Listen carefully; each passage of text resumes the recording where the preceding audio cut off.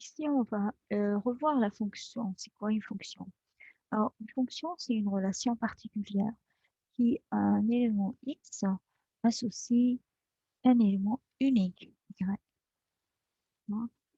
Donc, si on imagine qu'on a un ensemble de départ, D, F, et F, c'est ma relation qui décrit cette correspondance, je devrais donc avoir pour chaque élément de mon domaine de départ une seule image, ok, une seule image, d'accord, par- vers un autre élément Y, d'accord.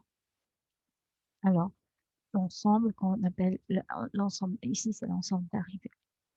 Alors, donc, par définition, on va dire une fonction F est une relation qui associe à tout élément. C'est important de lire à tout élément, à chaque élément, à tout élément de D de F, cet élément X de D de F, un élément unique, un élément unique Y. Donc, c'est dans ce sens euh, qu'on comprend ce que c'est qu'une fonction. C'est cette catégorie de fonctions qui nous intéresse, de relations qui nous intéressent. Alors, cet ensemble D de F est important. On l'appelle le domaine de définition de F.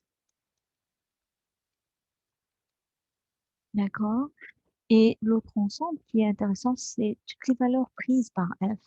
Donc, c'est les fx, lorsque X décrit tout le domaine. Alors, si on retrouve toutes ces images, c'est des images, et d'ailleurs, l'ensemble est appelé ensemble image de F, ou bien ensemble tout court, image de F.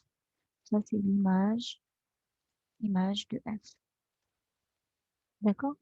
Alors, allons-y, on va vérifier sur certaines relations si elles peuvent être, est-ce qu'elles, on va vérifier si elles sont euh, des relations qui peuvent décrire une fonction y de la fx.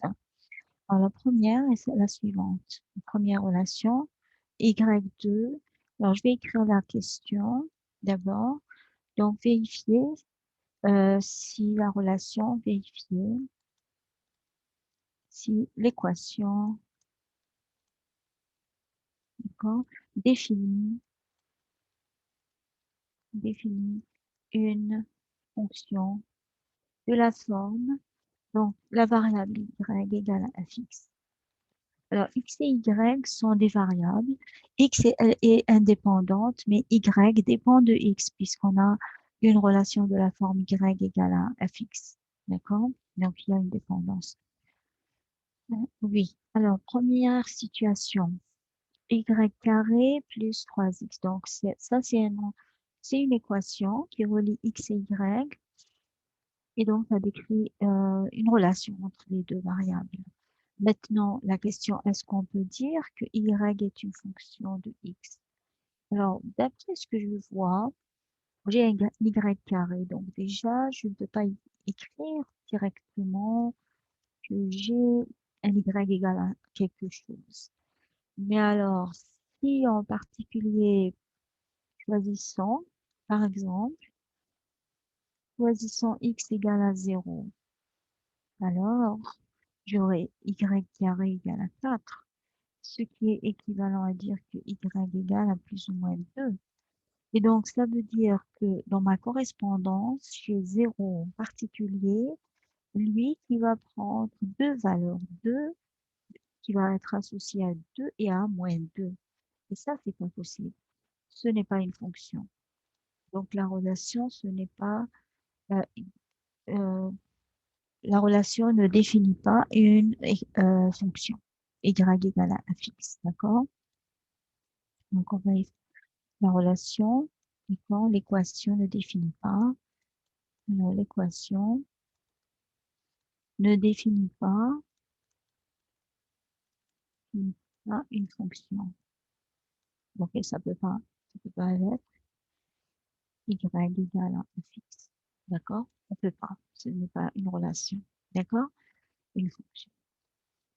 Alors, un deuxième exemple. Un deuxième exemple est le suivant. On a x carré y plus 9y égale à 5. Alors là, je vois que je peux factoriser. Bon, égale à 5. Cette quantité-là est toujours différente de 0 puisque c'est un carré, quelque chose de positif, et que je rajoute quelque chose de strictement positif. Ça n'arrive jamais. Et donc, je peux diviser par cette quantité. Il y a écrit explicitement que y égale à x9 plus x carré plus 9. Et je vois maintenant, si je prends un x, euh, pour tout x, hein, pour tout x, même dans R, il n'y a aucun problème. Tout x dans R, je peux associer, la quantité, le nombre 5 sur x carré plus 9. J'associe un seul nombre. D'accord? Et donc, la relation, donc, l'équation définit une fonction.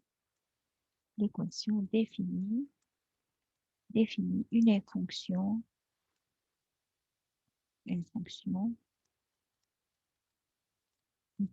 y égale à fx et qui est exactement 5 sur x2 plus 9. D'accord? Enfin, maintenant, essayons de voir un autre exemple. 3. Que pouvez-vous dire de la relation 3x plus 6y, valeur absolue de y égale à 0?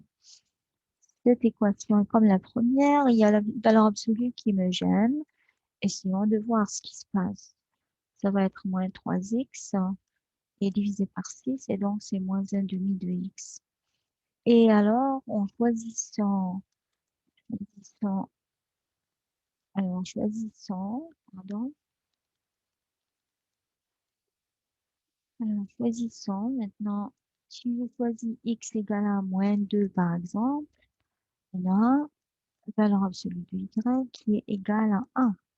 Et ça, ça peut arriver pour y égale à plus ou moins 1. D'accord?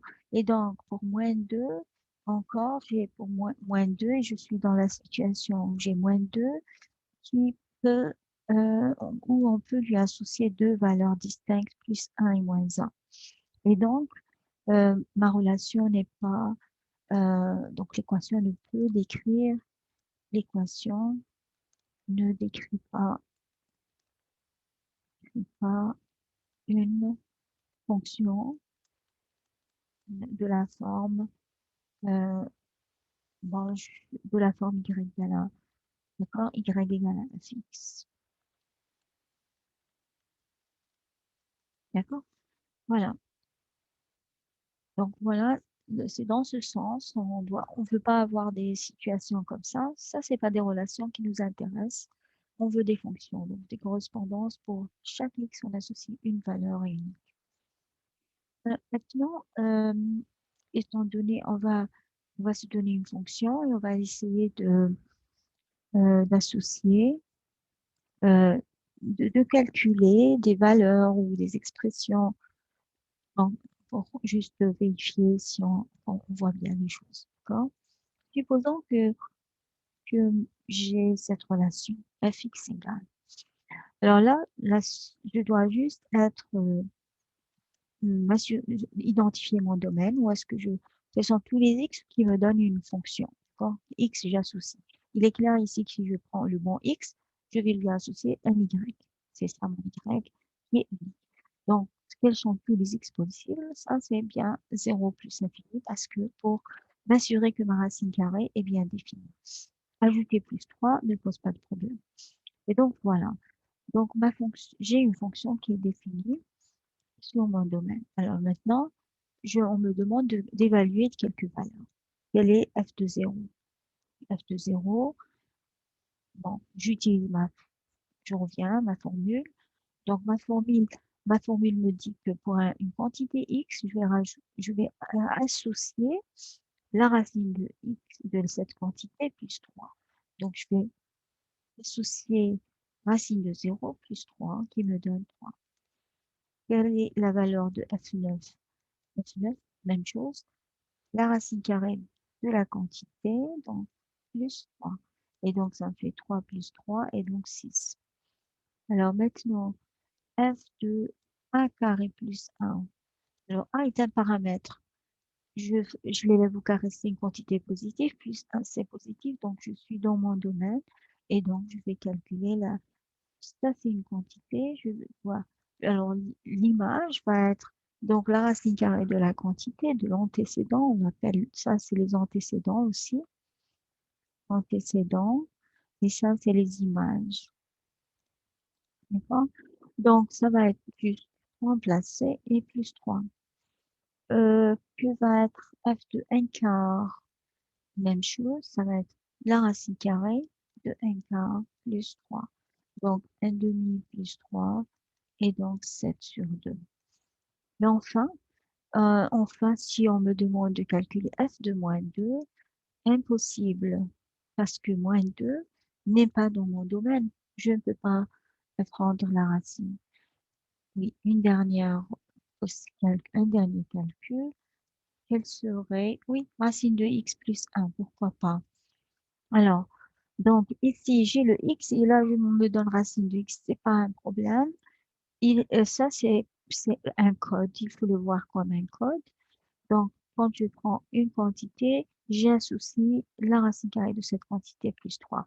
Même chose ici, j'ai une quantité, donc je vais utiliser mon code. Il me dit associer la racine carrée de la quantité que vous voulez. D'accord? Racine de x plus 1 et plus 3. Et voilà. Donc, j'aurai ainsi toutes mes valeurs.